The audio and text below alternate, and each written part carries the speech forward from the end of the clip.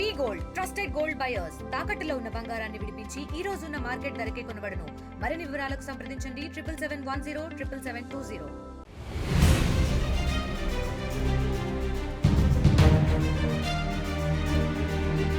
రాత్రికి రాత్రి లక్షలు సంపాదించాలనే ఆశతో ఫోన్లో ఆన్లైన్ గేమ్స్ ఆడుతూ బెట్టింగ్ కాస్తున్న యువకులు ప్రాణాలు మీదకు తెచ్చుకుంటున్నారు.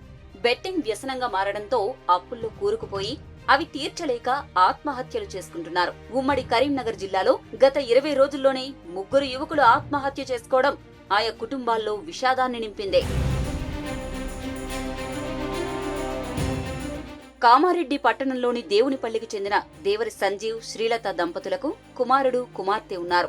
సంజీవ్ 7.5 క్రితం వరకు సాఫ్ట్వేర్ ఇంజనీర్ గా పనిచేశాడు. 2 ఏళ్ల కిందట ఆన్లైన్లో బెట్టింగులకు అలవాటు పడ్డ అతడు నష్టపోయి అప్పులు చేస్తూ పోయాడు. తీరు మార్చుకోవాలని చెప్పినా వినకపోవడంతో విసిగిపోయిన భార్య 6 నెలల కిందట పుట్టింటికి వెళ్లిపోయింది.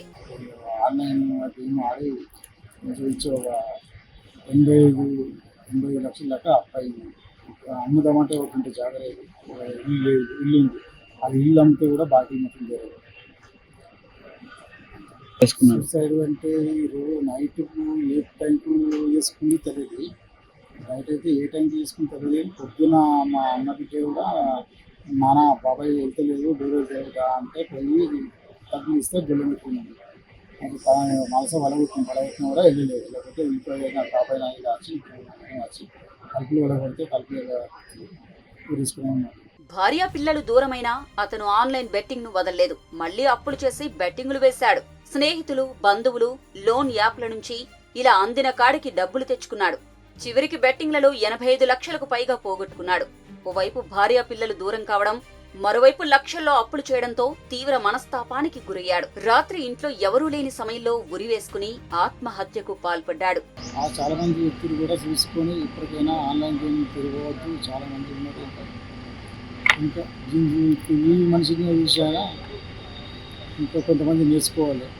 ఇంకా బయటపడతలేదు. దేనిపల్లి అయినా సరే, ఇక్కడ ఏ విలేజ్ అయినా సరే, ఎక్కడైనా సరే అని ఇంకా బయటపడతలేదు. బయటపడ్డ వాళ్ళు కొంతమంది చాలామంది ఉన్నారు.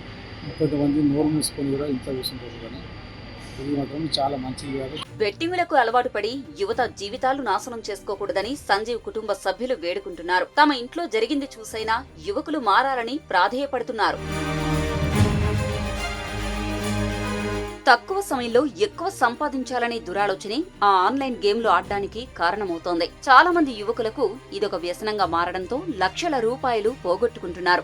బెట్టింగ్ కోసం లోన్ యాప్ నుంచి, తెలిసిన వారి నుంచి, క్రెడిట్ కార్డుల నుంచి అప్పులు చేయడం, చివరికి అవి తీర్చలేక ఆస్తులు అమ్ముకోవడం చాలా చోట్ల జరుగుతోంది. ఆస్తులేవీ లేని యువకులు డిప్రెషన్ లోకి వెళ్లి చివరికి ఆత్మహత్యలు చేసుకుంటున్నారు. మరిన్ని వీడియోస్ కోసం ఛానల్ ని సబ్స్క్రైబ్ చేయండి. లేటెస్ట్ అప్డేట్స్ కోసం వాట్సాప్ ఛానల్ ని ఫాలో అవ్వండి. ఆ లింక్ డిస్క్రిప్షన్ లో ఉంది.